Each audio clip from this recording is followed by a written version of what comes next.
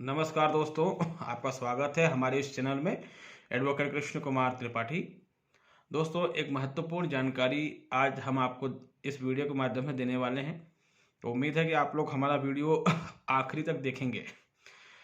दोस्तों, जो matrimonial cases होते हैं जहां पर कि एक पति पर क्रिमिनल केस दर्ज हो जाते हैं, जिसमें कि 2 केस क्रिमिनल दर्ज होते हैं। जनरली 2 ही होते हैं, कुछ ज़्यादा भी हो सकते हैं। कभी कोई वाइफ चालाक और झूठे मुकदमे दर्ज करवा दे तो 498 होता है, डोमेस्टिक वायलेंस होता है।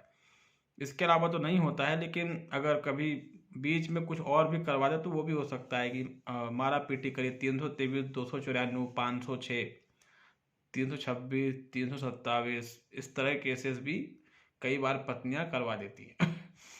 तो जैसे कि हम कोई भी केस लड़ते हैं तो मेरी सलाह ये रहती है कि कोई क्रिमिनल केस अगर आप पर चल रहा है उसको जल्दी ख़त्म करवाओ, उसको लंबा मत खींचो। आप पर 498 लगता है, डोमेस्टिक वायलेंस लगता है, इनको जल्दी ख़त्म करवाइए।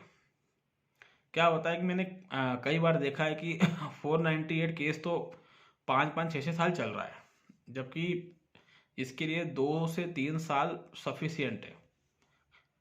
इससे ज़्यादा तो मुझे ही नहीं लगता कि चलना चाहिए। शुरुआत से ही उस केस पर फोकस करना चाहिए।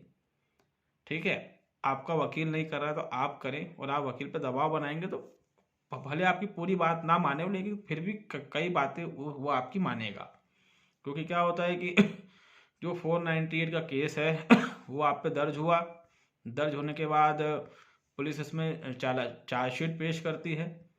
उसके बाद उसमें जो है चार्ज फ्रेम होते हैं, फिर आप चार्ज डिनाई करते हैं। उसके बाद ट्रायल शुरू होता है, ट्रायल फॉर्म तैयार होता है, फिर ट्रायल शुरू होता है।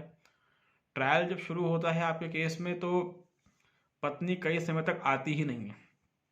वो जानबूझ के नहीं आती है, क्योंकि उसको पता है कि मैं नहीं आऊँगी।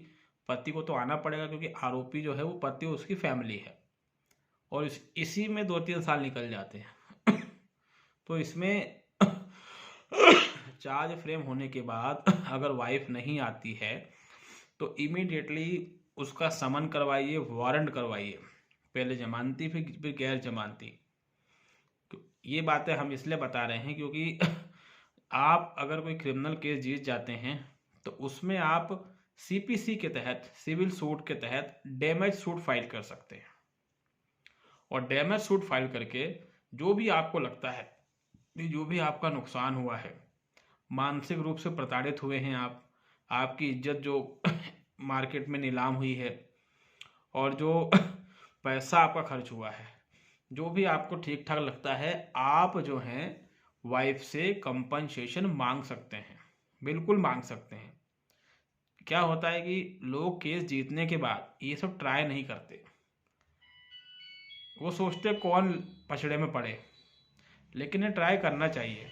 क्योंकि ऐसा तो कभी होता नहीं है कि भाई 498 लगा दे और 125 ना लगाए, डोमेस्टिक वायलेंस ना लगाए। तो कोई भी क्रिमिनल केस अगर आप जीत रहे हैं तो वाइफ के ऊपर डैमेज सूट फाइल कर सकते हैं। यहाँ तक कि अगर डाइवोर्स केस में भी वाइफ ने क्रुएल्टी ग्राउंड पर लगाया हुआ है, वो भी आप जीत जाते हैं, तो वहाँ पर भी मेरे ख्याल से आपको डैमेज सूट फाइल करना चाहिए। और जब आप ये करेंगे जो आपकी डिमांड रहेगी 5 लाख, 10 लाख, वॉट एवर, सीधी सी बात है, वाइफ को नोटिस जाएगा, उसको आना पड़ेगा। अगर दूसरी जगह भी रहती है तब भी उसको आना पड़ेगा। ये केस ट्रांसफ़र नहीं होगा, ट्रांसफ़र वाला केस नहीं है ये।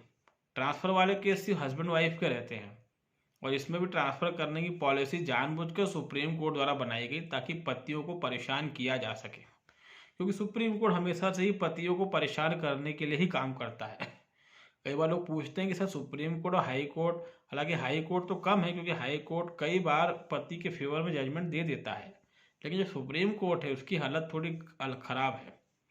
वो ऐसा इसलिए करता है क्योंकि सुप्रीम कोर्ट के जितने भी जजेस हैं ये सब बड़े बड़े महिला संगठनों से जुड़े हुए हैं, और आए दिन महिला संगठन बड़े बड़े प्रोग्राम ऑर्गेनाइज करती हैं और इनका स्वागत सत्कार करती हैं।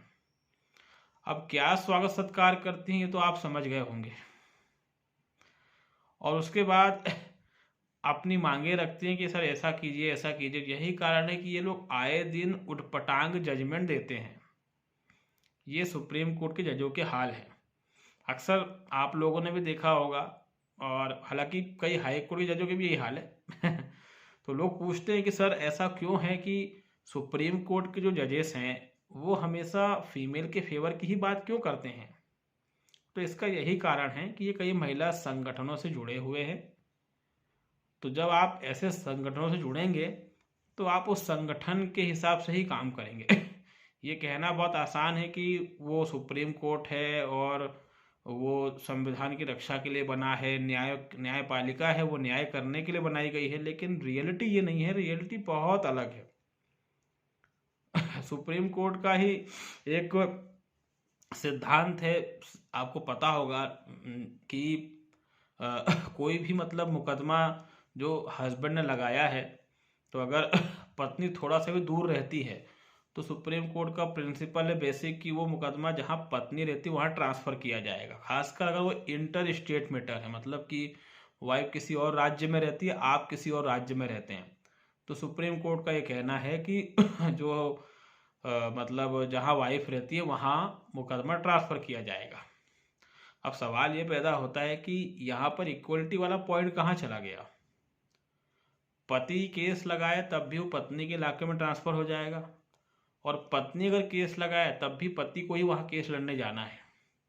और एक तरफ आप कहते हैं कि हम समानता की बातें करते हैं, तो समानता जैसा इसमें कहाँ कुछ रह गया है। अब इसमें सुप्रीम कोर्ट के जो जज थे जस्टिस उदित ललित, उनका बड़ा बेतुका तर्क था इस चीज़ को लेकर। उन्होंने एक जजमेंट में कहा था कि अगर पत्नी पति के इलाके में केस लड़ने आ सकती तो पति पत्नी के इलाके में क्यों नहीं जा सकता। ये उनका एक बेतुका तर्क था। अरे पति क्यों जाएगा, केस तो पति ने ही लगाया है, तो पत्नी आए ना। चाहे केस कोई भी लगाए, पति को ही दूसरी जगह केस लड़ने क्यों जाना पड़े। इसमें तो कोई लॉजिक समझ में नहीं आता। जब आप एक तरफ ये कहते हैं कि महिला पुरुष बराबर हैं, महिलाएं किसी से कम नहीं हैं, उनको सेना में भर्ती किया जाए, सेना में उनको कर्नल ब्रिगेडियर की रैंक दी जाए, वो सब हर तरह से पुरुषों के समान है, तो फिर आप यहाँ पर जो इस तरह का डिस्क्रिमिनेशन कर रहे हैं, ये किस तरह की वो है विचारधारा है। अभी किसी महिला पर क्रिमिनल केस दर्ज होता है तो महिला किसी भी राज्य में क्यों ना रहती हो, उसको वहाँ जाना ही पड़ता है जहाँ पर कि क्रिमिनल केस लगा है। तब तो आप केस ट्रांसफ़र नहीं करते हैं। मतलब आपका जो केस ट्रांसफ़र करने का जो मतलब आधार है वो सिर्फ हस्बैंड वाइफ के मामले में ही लागू होता है। तो इससे तो ये साबित हो रहा है कि आपका उद्देश्य पति को परेशान करना है, वरना इसमें कोई लॉजिक ही नहीं है। भाई कोई महिला क्राइम करके जब केस लड़ने जाती दूसरी जगह, तब तो आप नहीं कहते कि महिला को वहाँ नहीं जाना चाहिए, केस यहाँ ट्रांसफ़र हो। कोई सिविल सूट, क्रिमिनल सूट कुछ भी लगा हुआ है, तब तो महिला को उस जगह जाना ही पड़ता है। तो फिर ये केस ट्रांसफ़र की याद आपको हस्बैंड वाइफ के मामले में ही क्यों आती है। मतलब साफ है कि सुप्रीम कोर्ट का जो मोटिव है वो गाहे बगाहे किसी भी तरह से हस्बैंड को मेंटली टॉर्चर करना है। और जो तर्क सुप्रीम कोर्ट पत्नी के पक्ष में देता है वही तर्क सुप्रीम कोर्ट पति के पक्ष में नहीं देता। पत्नी कहती है मैं नहीं कमाती, सुप्रीम कोर्ट मान लेता है। पति बोलता मैं नहीं कमाता, सुप्रीम कोर्ट नहीं मानता। ऐसी बहुत सारी बातें हैं तो कोई भी केस आपके ऊपर चल रहा है तो आपको, खासकर क्रिमिनल केस जो है जिसमें एलिगेशंस हैं आपके ऊपर, तो वो उस एलिगेशन से आपको बचना है और कोशिश करें उस केस को जल्दी ख़त्म करें, और इस तरीके से ख़त्म करें कि बाकायदा आप बाइज्जत बरी हों उसमें, जिसमें कि जजमेंट में लिखा हुआ है कि इन्हें बरी किया जाता है, उसमें कहीं पर भी संदेह का लाभ ऐसा शब्द इस्तेमाल ना हो। कई बार जज जानबूझ के इस तरह के शब्द इस्तेमाल करते हैं ताकि सामने वाला व्यक्ति जो है किसी तरह का क्लेम ना कर सके। ये भी जुडिशरी की एक बहुत ही गंदी सोची समझी साजिश देखने को मिलती है कि वो लिख देते हैं कि संदेह का लाभ देते हुए ने छोड़ा जाता है। गलत, ये जजमेंट गलत रहता है। ये जजमेंट एक जुडिशियल पॉलिटिक्स का हिस्सा है, एक गंदी न्यायपालिका की राजनीति, उसके कारण ये सब होता है तो अगर आप शुरुआत से फोकस करेंगे, केस पर ध्यान देंगे, तो सीधी सी बात है कि जब आप जजमेंट हो जाएगा, उसके बाद आप डैमेज सूट फाइल कर सकते हैं पत्नी के खिलाफ, और जो भी आपका खर्चा हुआ, समय बर्बाद हुआ, मानसिक प्रताड़ना हुई, भले आपके 125 के मुकदमे चल रहे हों, भरण पोषण के मुकदमे चल रहे हों, जो कुछ भी है, लेकिन अगर क्रिमिनल केसेस में आप बरी हो चुके हैं तो वाइफ के खिलाफ डैमेज सूट फाइल करें और कंपनसेशन मांगे कि मुझे इतना कंपनसेशन पत्नी और उसके परिवार से दिलाया जाए। ये जिला कोर्ट में ही फाइल होगा ये केस, जहां आप रहते वहीं फाइल होगा, ठीक है। पत्नी को वहाँ आना पड़ेगा। ये केस ट्रांसफ़र भी नहीं होगा क्योंकि ये मैट्रिमोनियल केस नहीं है। तो इसमें फिर जो वाइफ है उसे कंपनसेशन देना पड़ेगा, उसका भूत उतर जाएगा भरण पोषण का। इसमें कुछ मामले हुए हैं, क्योंकि मैंने कहा ना कि बहुत कम लोग हैं जो लड़ना जानते हैं। जब किसी पर मुकदमा दर्ज होता है तब तो पता नहीं उसको क्या लगता है कि काश कोई भगवान आ जाए बचा ले, और लड़ना कोई नहीं चाहता। सबसे बड़ी समस्या ये है। तो कुछ पतियों ने ये काम किया, उन्हें कंपनसेशन भी मिला। तो इस तरह की चीज़ अगर ज़्यादा इन्फोर्स में आएंगी तो कहीं ना कहीं इसका एक मैसेज जाएगा सोसाइटी में कि आजकल ऐसा भी होता है। तो अगर आप कोई सा भी केस जो क्रिमिनल केस है जो वाइफ की द्वारा आप पर लगाया गया है वो आप जीते हैं तो बाकायदा डैमेज सूट फाइल करें और पत्नी और उसके परिवार की ईंट से ईंट बजा दें। ये सिविल लॉ के तहत सीपीसी के तहत इसको फाइल करना होता है।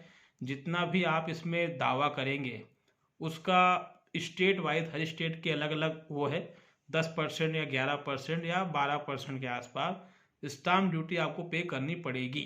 और अगर आप गरीब हैं, बीपीएल में आते हैं, गरीब हैं, ठीक है, आपके पास आप भूमिहीन हैं, जो भी रूल्स होते हैं हर स्टेट में, तो आपको फिर कोर्ट फीस इसमें नहीं जमा करनी है, सीधे केस आपको चलाना पड़ेगा।